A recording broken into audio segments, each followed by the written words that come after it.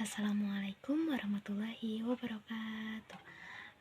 Yang saya hormati dosen pembimbing mata kuliah landasan pendidikan Bapak Dr. Haji Rusmandi MMPD. Perkenalkan, nama saya Sajah Syifa dari Program Studi Pendidikan Agama Islam Siliwangi, Bandung, semester 1 reguler. Di sini saya akan mempresentasikan materi tentang landasan filosofis konstruktivisme dan pendidikan nasional Pancasila. Untuk mempersingkat waktu, langsung saja penyampaian materi. Pengertian konstruktivisme.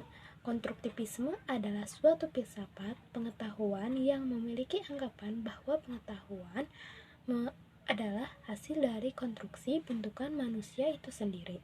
Manusia mengonstruksi pengetahuan mereka melalui interaksi dengan objek, fenomena, pengalaman, dan lingkungan mereka.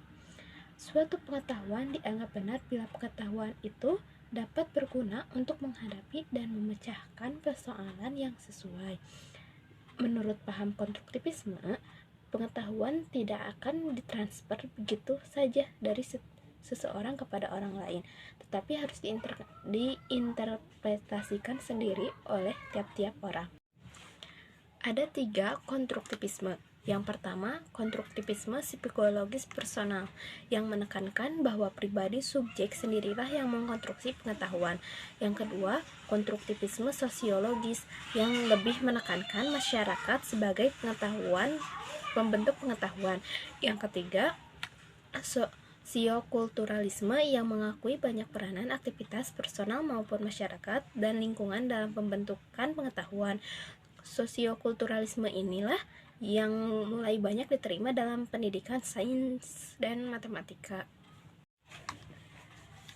Selanjutnya ada implikasi filsafat konstruktivisme dalam pendidikan. Berdasarkan pemikiran konstruktivisme personal dan sosial, implikasi itu antara lain sebagai berikut. 1. Implikasinya dalam proses pembelajaran adalah bahwa pendidik tidak dapat secara langsung memberi informasi, melainkan proses belajar hanya akan terjadi bila peserta didik berhadapan langsung dengan realitas atau objek tertentu.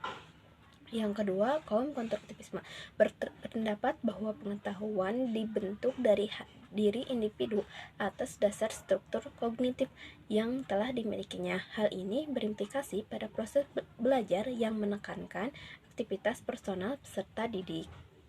Pandangan tentang mengajar. Pendidikan mengajar.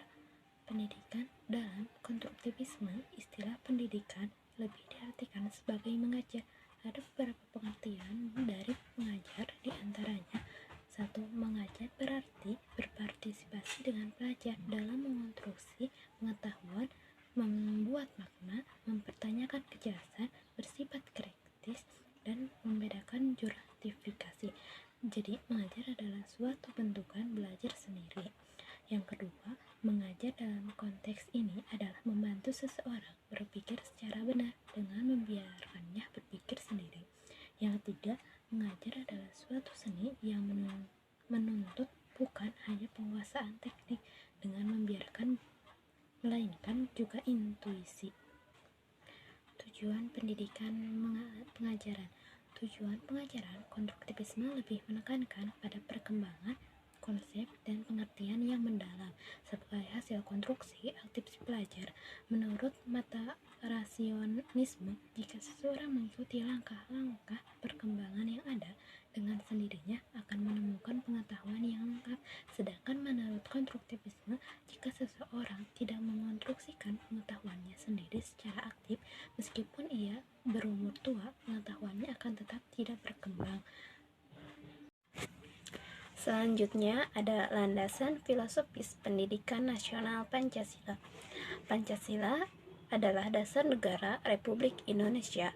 Pancasila yang dimaksud adalah Pancasila yang rumusannya termaktub dalam pembukaan Undang-Undang Dasar Negara Republik Indonesia tahun 1945. Karena Pancasila adalah filsafat hidup bangsa Indonesia, maka pada hakikatnya bangsa Indonesia memiliki landasan filosofis pendidikan terdiri dalam sistem pendidikan nasional nasionalnya, yaitu filsafat pendidikan yang berdasarkan Pancasila.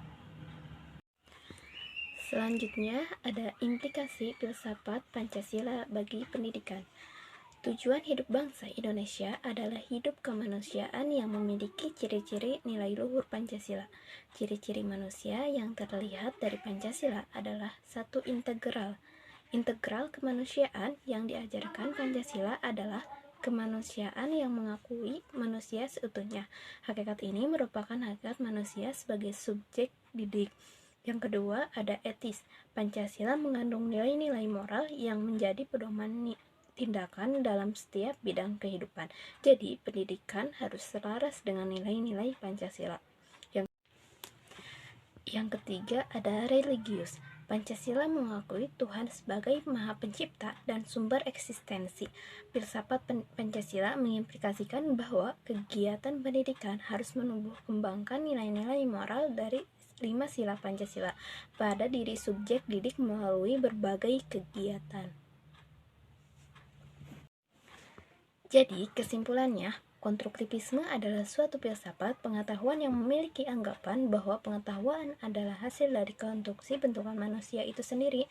Ada 3 jenis konstruktivisme, yaitu konstruktivisme psikologis, personal, konstruktivisme sosiologis, konstruktivisme sosiokulturalisme. Pancasila yang dimaksud adalah Pancasila yang rumusannya termaktub dalam pembukaan Undang-Undang Dasar Negara Republik Indonesia tahun 1945, yaitu ketuhanan yang Maha Esa, kemanusiaan yang adil dan beradab, persatuan Indonesia, kerakyatan yang dipimpin oleh hikmat kebijaksanaan dalam permusyawaratan perwakilan, keadilan sosial bagi seluruh rakyat Indonesia. Karena Pancasila adalah dasar negara Indonesia, implikasinya maka Pancasila juga adalah dasar pendidikan nasional.